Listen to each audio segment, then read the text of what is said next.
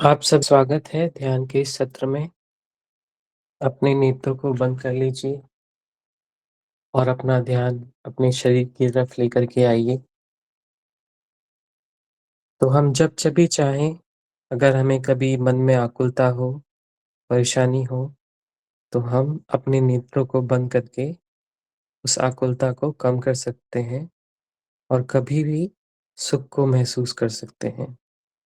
तो सुख हमारे पास ही है, ये हमारी मर्ज़ी है कि कब हम चाहें और इसको अनुभव करें।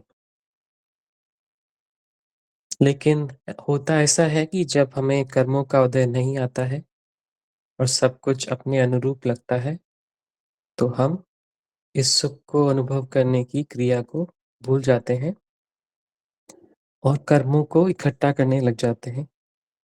फिर जब वो कर्मों का उदय आता है, तब हमें याद आता है कि अरे! हमें अपने अंदर ही आने की ज़रूरत है, इन कर्मों को नष्ट करने की ज़रूरत है। तो ऐसे ही संसार में जो सब जीव हैं, वो भगवान को याद करते हैं जब कोई मुसीबत आती है। और जब मुसीबत चली जाती है, तो भगवान को भूल जाते हैं। ऐसे ही जब हमें कर्मों का उदय नहीं होता है, तो हम कभी-कभार भूल जाते हैं कि हमारा सुख अपने अंदर ही है और जब सब कुछ अपने अनुरूप लगने लगता है बाहर की दुनिया में, तो वहीं से सुख का अनुभव होने लगता है हमें, झूठा अनुभव। और हम फिर इस कर्मों को इकट्ठा करने में लग जाते हैं। तो ज़रूरी काम ये है हमारे लिए कि भले ही बाहर में सब कुछ हमारे लिए अनुरूप हो या ना हो, हमें स्वसंवेदन करना है। क्योंकि जब हमारे अनुरूप सब कुछ नहीं होता है, जब हमें आकुलता होती है, जब हमारा स्वास्थ्य खराब होता है, तो स्वसंवेदन की क्रिया भी थोड़ी मुश्किल हो जाती है।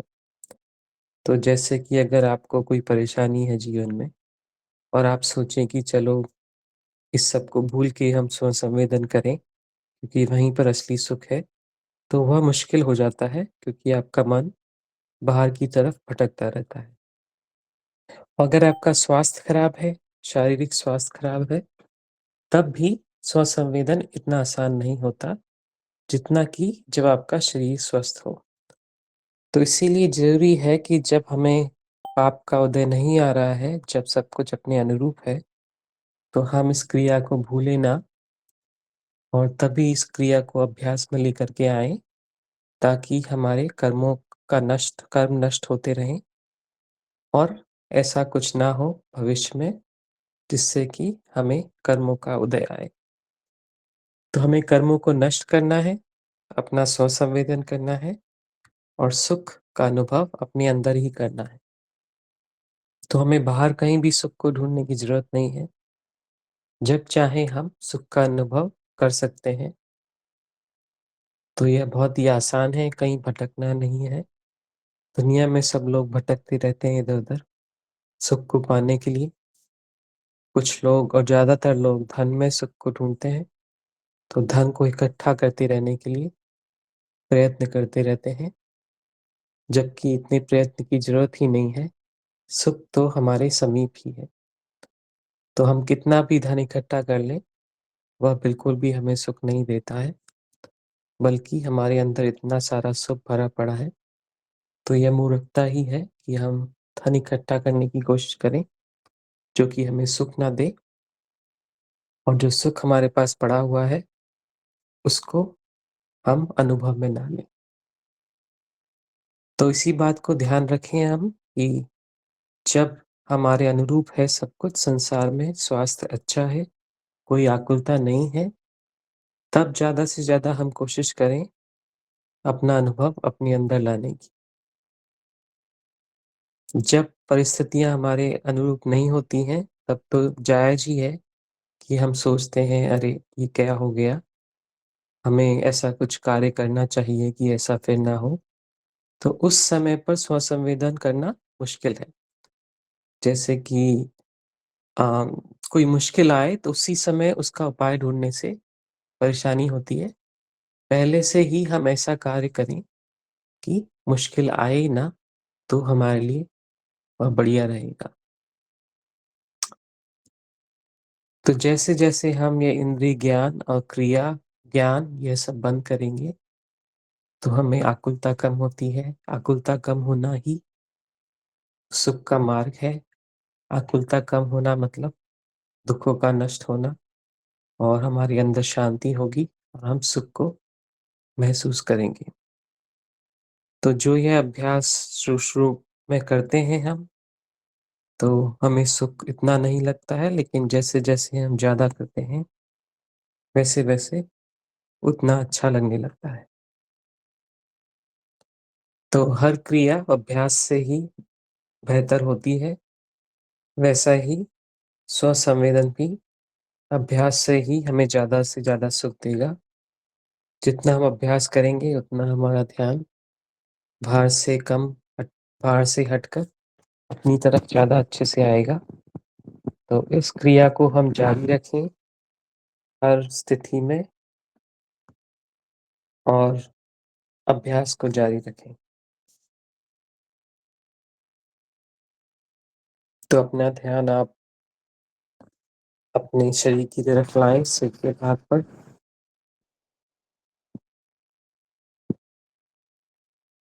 सिर का भाग,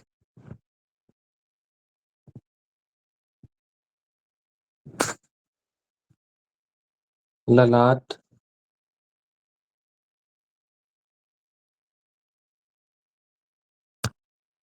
ललाट,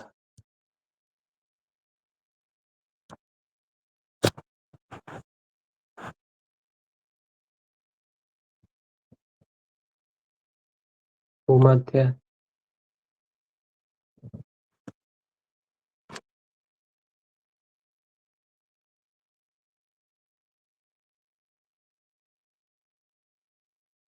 भूमध्य,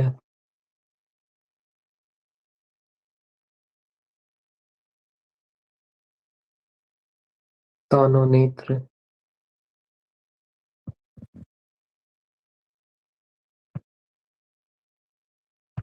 दोनों नेत्र,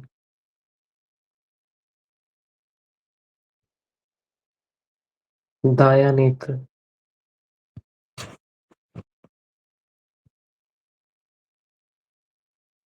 दायाँ नेत्र,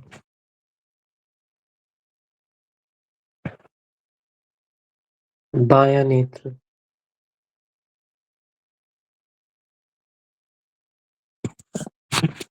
दोनों नेत्र एक साथ,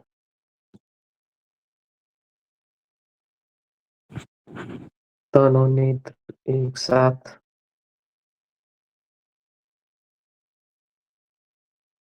दोनों कान,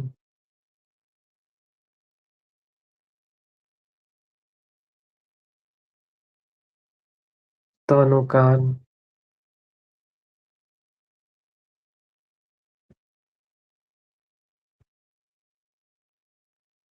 दायाँ कान,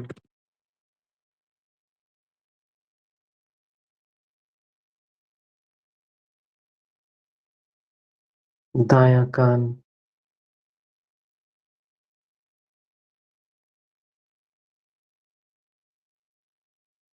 बायाँ कान,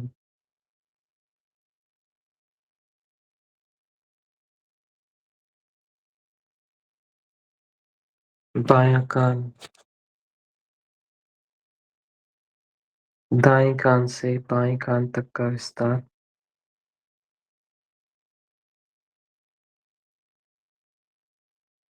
दाएँ कान से बाएँ कान तक का विस्तार,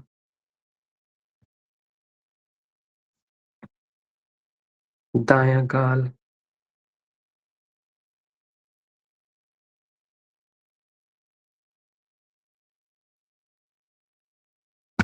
दायाँ गाल,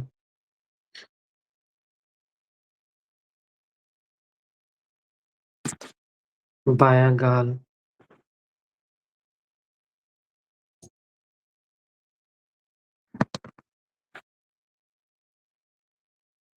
नासिका,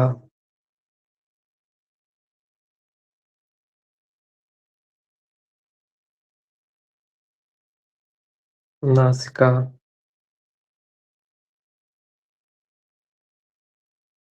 दायाँ नथुना,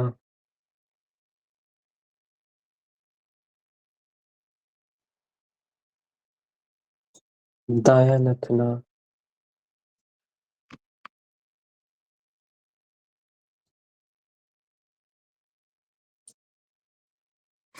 बायाँ नथुना,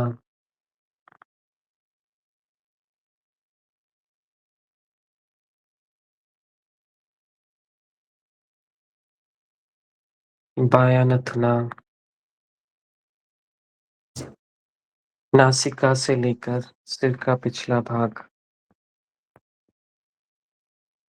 नासिका से लेकर सिर का पिछला भाग,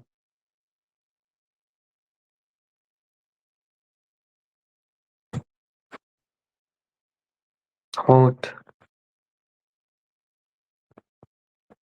होंठ,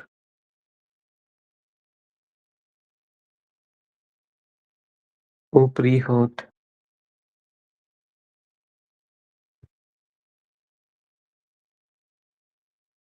निचला होंठ, निचला होंठ,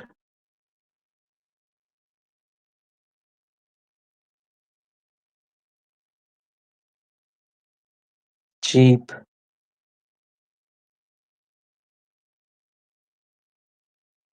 जीभ, तालू, तालू,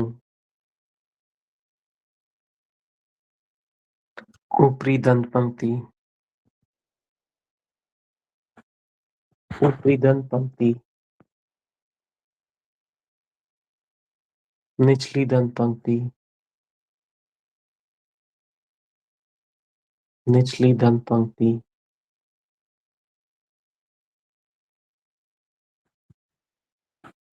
ठुड्डी,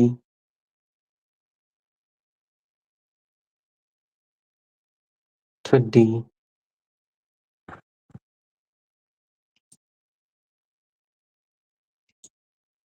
पूरा मुखमंडल, पूरा मुखमंडल,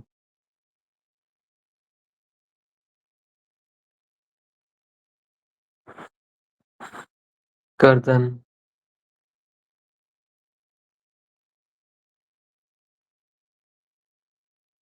कंठ, कंठ,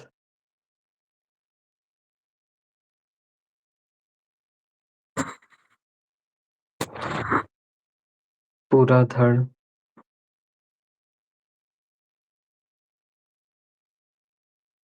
पूरा धड़,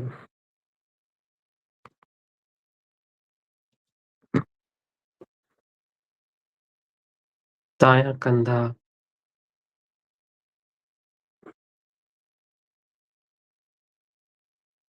दायां कंधा,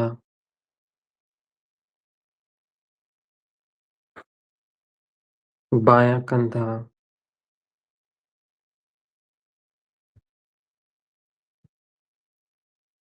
दोनों कंधे,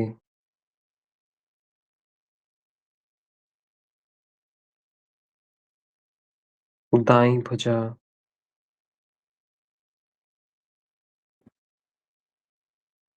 ऊपरी भुजा,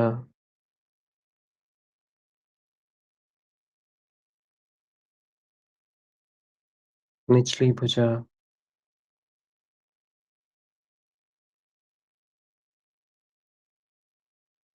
कोहनी,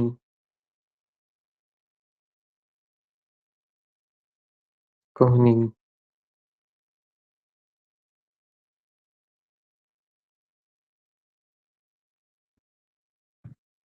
हथेली,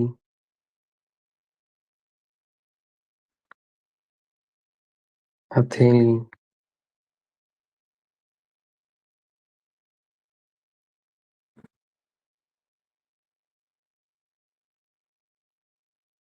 अंगूठा,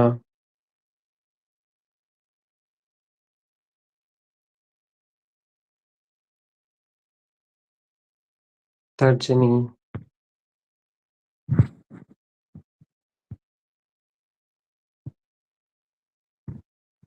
मध्यमा,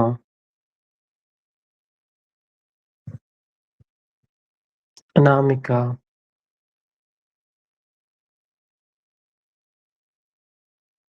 कनिष्ठा,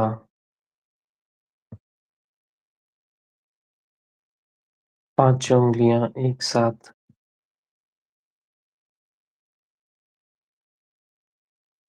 5 उँगलियां एक साथ,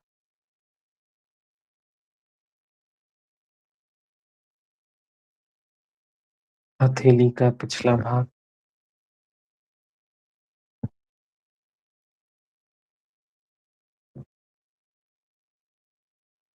हथेली का पिछला भाग,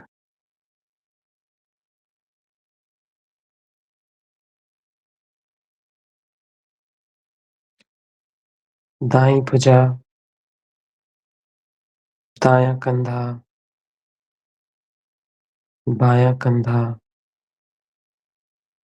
बाईं भुजा,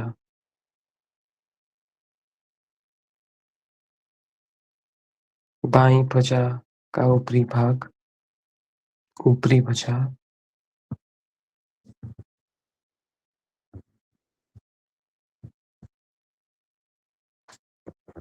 कोहनी,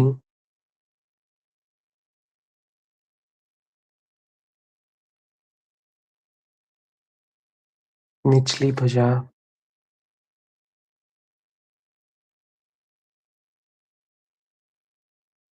हथेली, हथेली,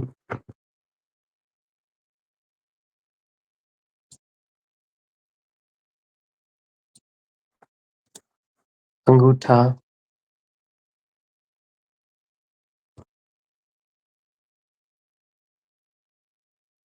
तर्जनी,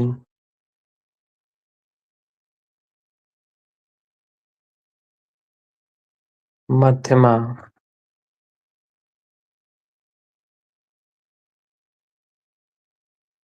अनामिका,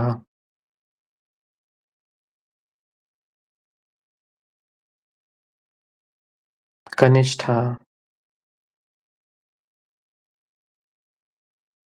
5 उँगलियां एक साथ, 5 उँगलियां एक साथ,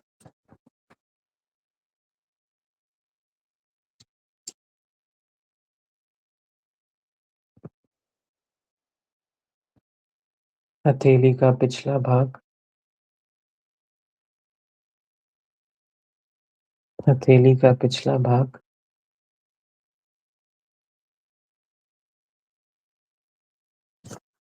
दोनों भुजाएं एक साथ, दोनों भुजाएं एक साथ,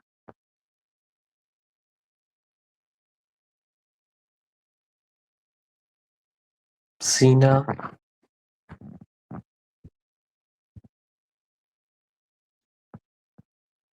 सीना,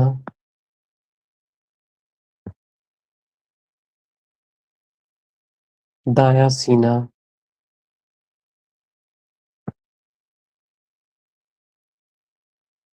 बायां सीना,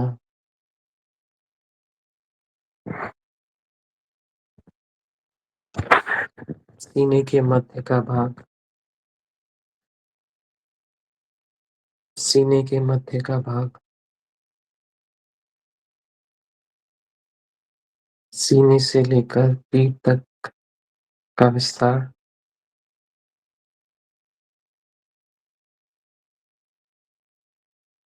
सीने से लेकर पीठ तक का विस्तार,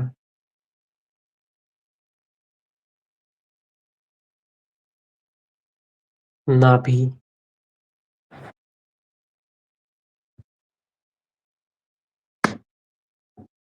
नाभि,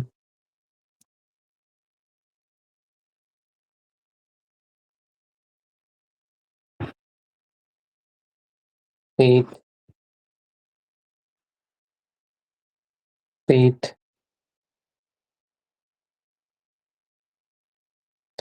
पेट से लेकर निचली पीठ तक का विस्तार,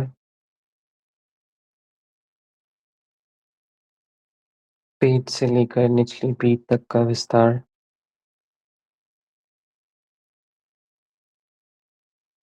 पीठ,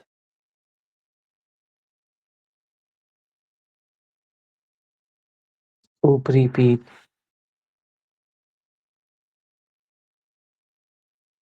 निचली पीठ,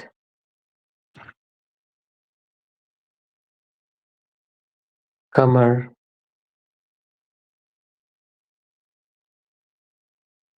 कमर,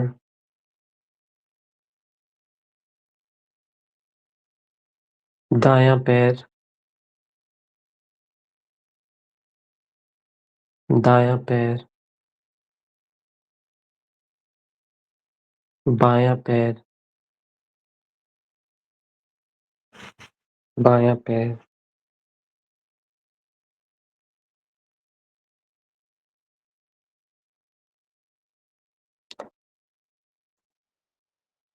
घुटने से ऊपर का पैर,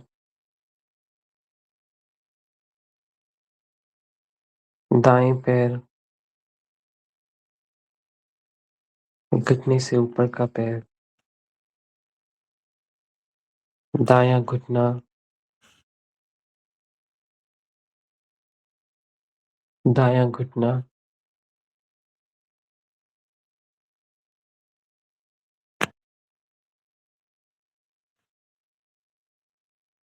घुटने से नीचे का पैर,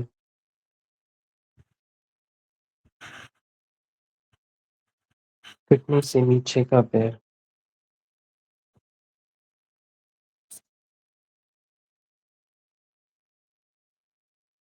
पिंडली,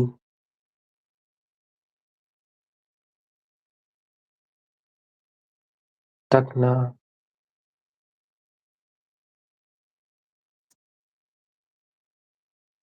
एड़ी,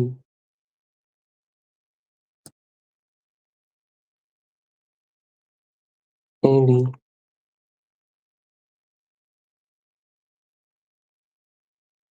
पगतली,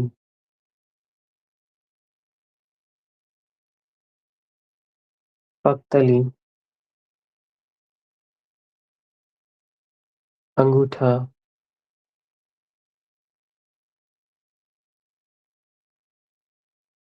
अंगूठा,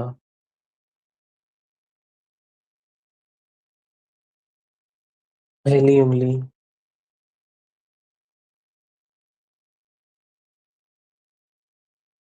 दूसरी उँगली,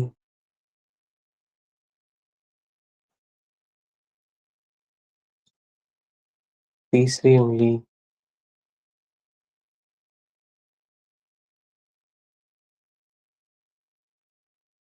चौथी उँगली, पाँचों उँगलियाँ एक साथ,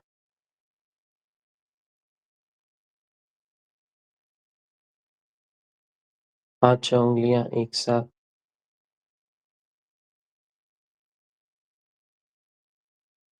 बायाँ पैर, बायाँ पैर, घुटने से ऊपर का पैर, घुटने से ऊपर का पैर, घुटना,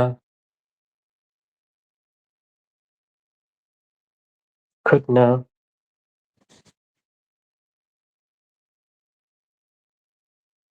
घुटने से नीचे का पैर, घुटने से नीचे का पैर,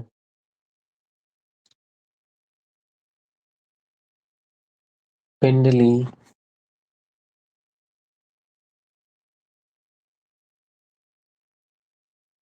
टखना,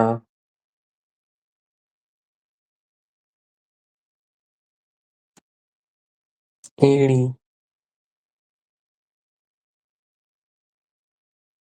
एड़ी,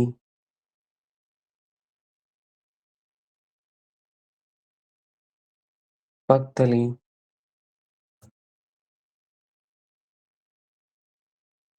पहली उँगली, दूसरी उँगली, तीसरी उँगली, चौथी उँगली, अंगूठा, पाँचों उँगलियाँ, पाँचों उँगलियाँ, पूरा बायाँ पैर,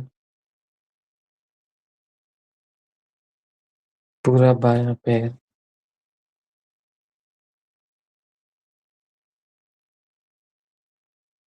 पूरा धड़, पूरा धड़, दोनों भुजाएँ, दोनों भुजाएँ,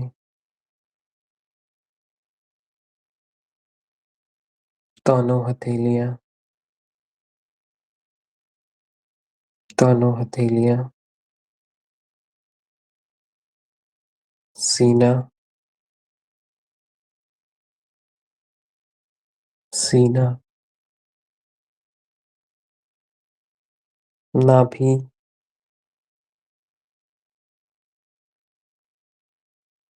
नाभि,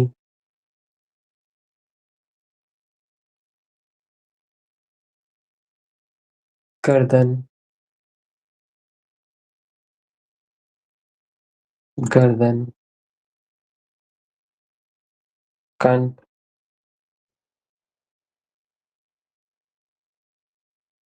कंठ, होंठ,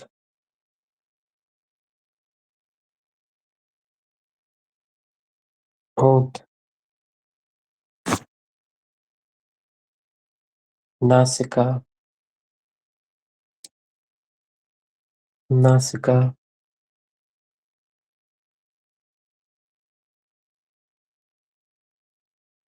दायाँ नथुना,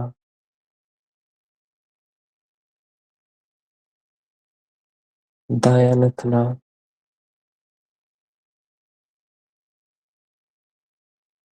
बायाँ नथुना,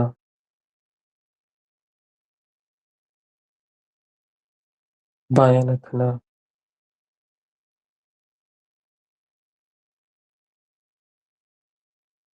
दायाँ कान,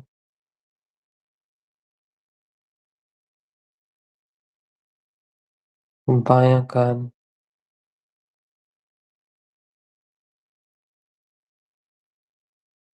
दायाँ नेत्र,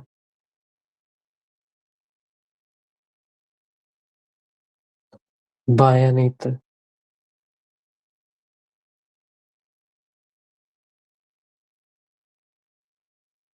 ललाट,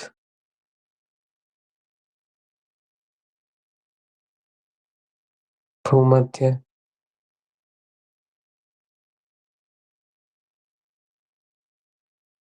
सिर,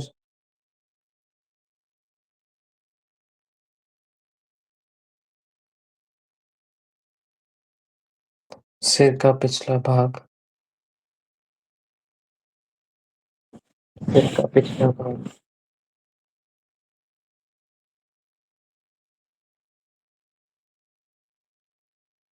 पूरा मुखमंडल, पूरा मुखमंडल,